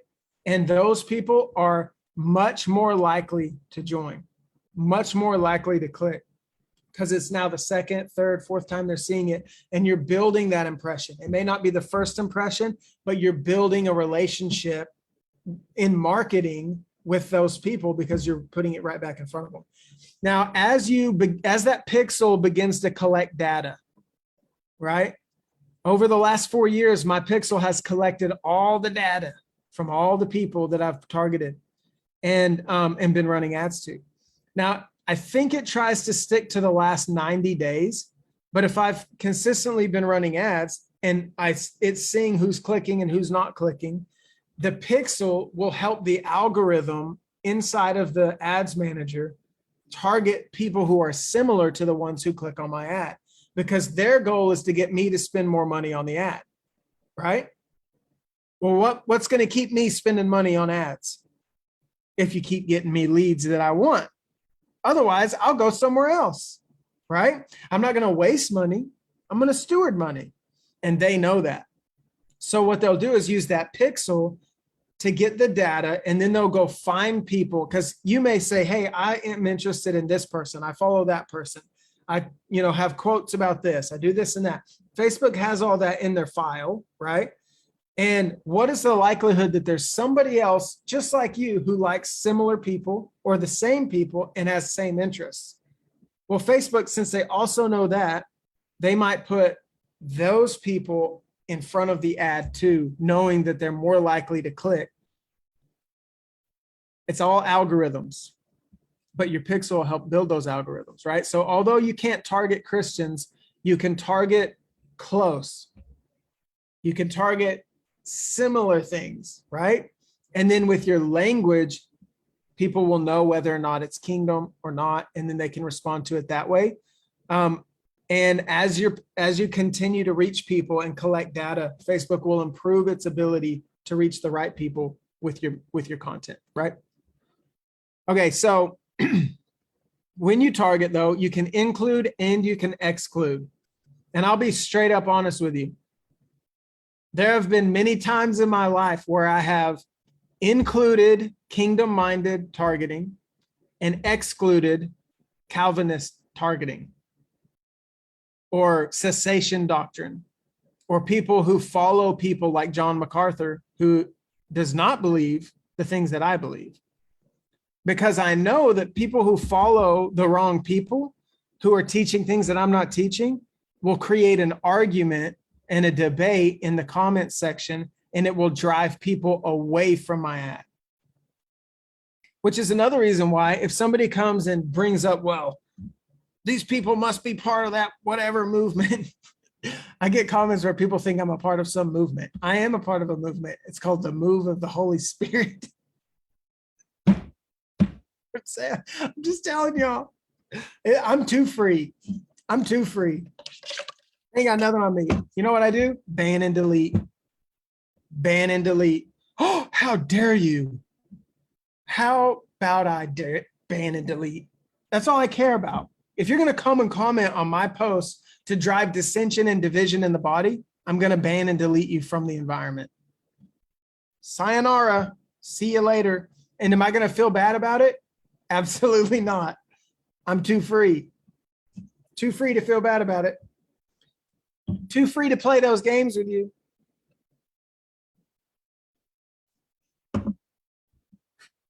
But it's important. Does that mean I'm excluding people from the opportunity to grow? Yes. 100% is. I'm excluding people from the opportunity to grow. You know why? Because they don't want it. They're not interested. You think I want to market to a Muslim who is completely against it? No. But I'll target to somebody who's interested. I'll target to somebody who's ready. I'm targeted to somebody who's willing to listen for sure all day long. I'll do evangelistic things all day long. But the moment somebody comes against it and is like, let's cause a big problem, I'm not going to give it the time of day. No, I have people to equip, and I'm free to do that. That's what the Bible said. I have seen it in the comments. Shake the dust off your feet and move on. I don't even want the residue of their comment to be left around.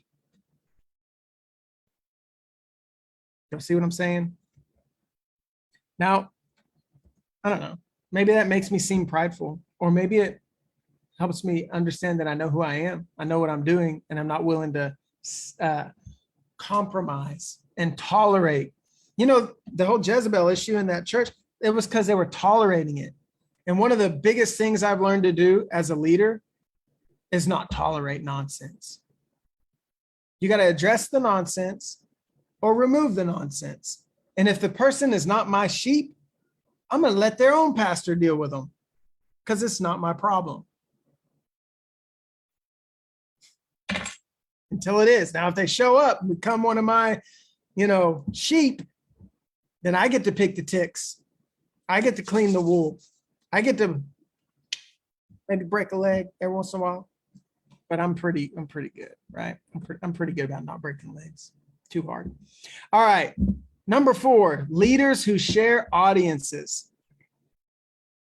Build ads that target followers of more famous leaders than yourself in the spheres of influence, same spheres of influence as your content.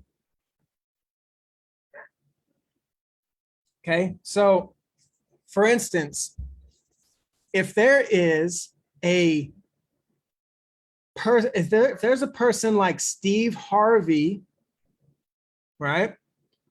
How many believers do you think follow Steve Harvey? Probably a lot, right?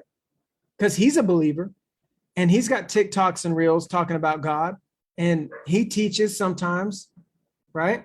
And he's got big influence, and people from the South and people from the North and people from the East and the West love watching Steve Harvey on Family Feud, right? But down to earth people who can understand a show like Family Feud, you know? And so if you target people who follow Steve Harvey, it's likely that you're going to find some believers in that group. See what I'm saying? Now, he's on there because he's a celebrity. Used to, we could go and target people who follow Bill Johnson and, whoever, different pastors. Who's that guy? Jensen Franklin out of Georgia. I used to target them. Stephen Furtick. There's people who follow Stephen Furtick. And those people who had big followings, it was easy to put messages right in front of their audience, right? Well, now that that's wiped out, you might have to target a few people who are leaders in a similar sphere of influence, whose followers think in a similar sphere of influence, and maybe you'll get the right people with your copywriting and your targeting. And it works, yeah. And then also there's industry. So you can target like health and wellness coaches. You can target people who are interested in personal development. You can target people who are interested in psychology or stress management, or, interested in certain types of science or study, fields of interest. But if you put all those together, age range, interests, include, exclude, and leaders who share audiences, you're going to have a nice audience to target to when you run your ad. So let's measure some seasonal accuracy. Constant contact with the creator. Have you ever carried a heart full of many dreams and struggled to know where to put your focus from moment to moment, day to day, and season to season? Well, at the beginning here, you have your seasonal audience and offer.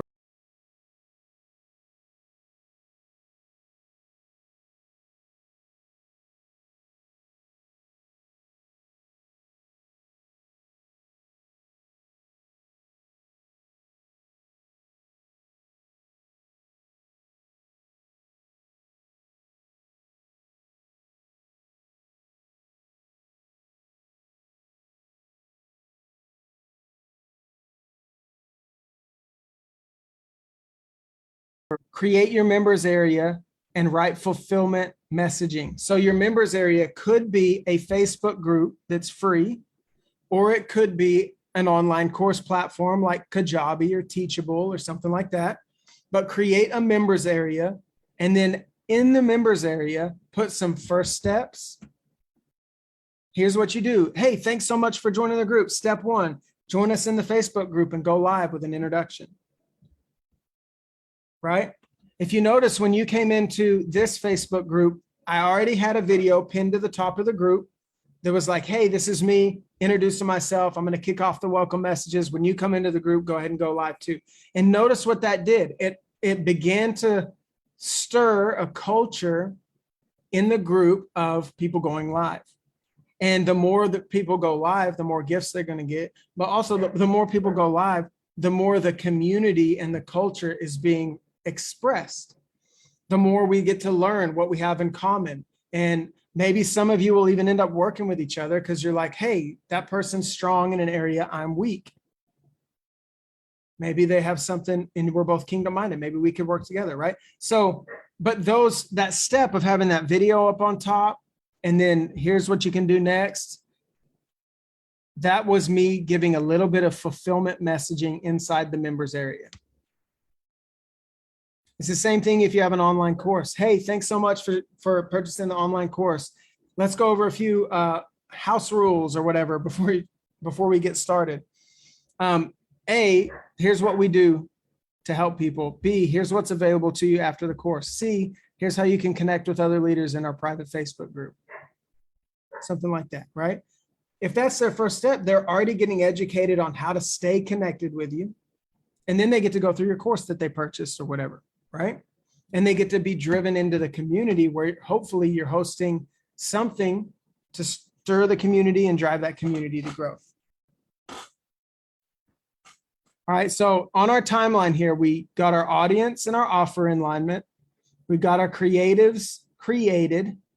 Then we went to our members area and got that set up. Maybe it's a Facebook group or maybe it's an online course platform. And when we set it up, we gave some first steps for them to take.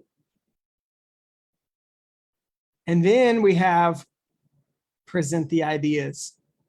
Because at this point, you're ready to get people in there, right? So when you're ready to post organically to social media and send to your current list of contacts. Now, as you grow your business, guess what's going to grow? Your email list and your text list.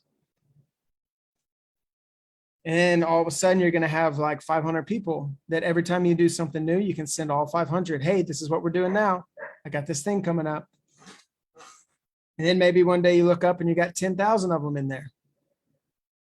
You can send an email to 10,000 people and say, hey, I've got a class coming up. And as that grows, it gets better and better and better because you get to just build more impact, right? And maybe people who bought from you 4 years ago will show back up to a new class you're doing. Amazing, right? All right. So when you're ready, post organically to social media and send to current list of contacts. And then you can see the response. Once the response has been gauged and measured and you go, oh, okay, well, maybe my messaging is a little off, or man, people really responded and their favorite part of it was this. So now I'm going to go build my ad. I'm going to use the same content from here, but I might add a little bit different, right? To make it even better. And then I'll launch my ads with the link for people to join, and that gets them into all the systems and fulfillment, right? And that's a process you can do for any kind of thing, right? Offer an audience, get the creatives, set up the fulfillment, present the idea, launch the ad.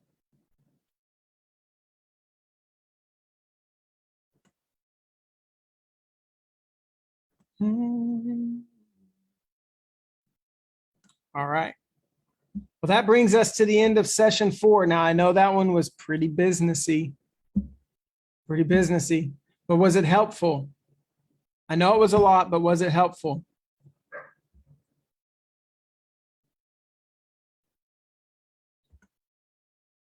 Very helpful. All right, very helpful. Good. Good. I could tell, I could feel it as I was teaching. I could feel that this one was a little deep, a little heavy for some of you, but I'm here to encourage you. You can do it. And tomorrow, I'm going to make that even easier. Things are going to get easy for you because God knew what he was doing when he brought you to this challenge. Okay, let's talk about these questions. Question number 1 for homework. Hey, notice over here on the left-hand side, post your response in the group for a chance to win a gift. That's been on all the slides. I just hadn't been reading it. But tomorrow is going to be gift day, so it's going to be amazing. All right, question 1. Is anything holding you back from launching?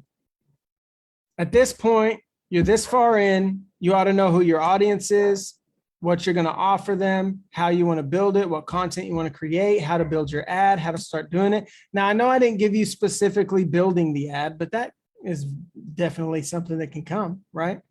It's something that I have done and will do again for those who want it. So anything holding back from launching?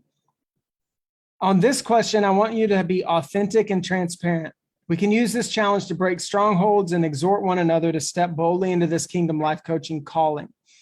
So is anything holding you back? If you'll be vulnerable and transparent here, then maybe I can help you out. Or we can help you out. Not just me. All right. Second question. What is your first launch topic? We've been talking about it, but now it's time to launch something. What's your first launch topic? Are you going to test the waters with a one-day workshop about deliverance? Are you going to test the waters with a 3-day online event about how to reassemble car parts? You never know. Could be anything. Could be anything. And did anything change? Has anything changed today after you heard a little bit more about the marketing side? God may have spoken something new to you over these last 4 days. Has anything changed for you, and what will you be launching? And then question number 3, who do you need? What is God saying about your team? Stepping boldly into launching your Kingdom Life Coaching business is something you do not have to do alone. I'm going to say it again. You do not have to do it alone. What kind of help do you need to confidently step out in your new ideas? That's question number 3. What kind of help do you need?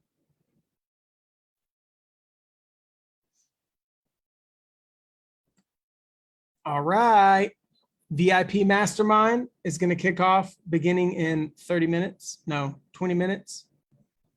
We'll give a 20-minute break, and then we'll go into VIP. And for everyone else, it's time for you to tackle that homework for today.